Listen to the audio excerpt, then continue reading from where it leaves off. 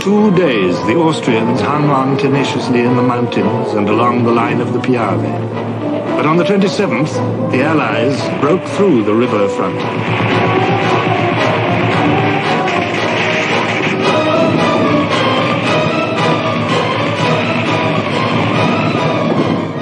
Three days later, cavalry and armored cars reached Vittorio Veneto, the Austrian headquarters. The retreat had turned into a rout.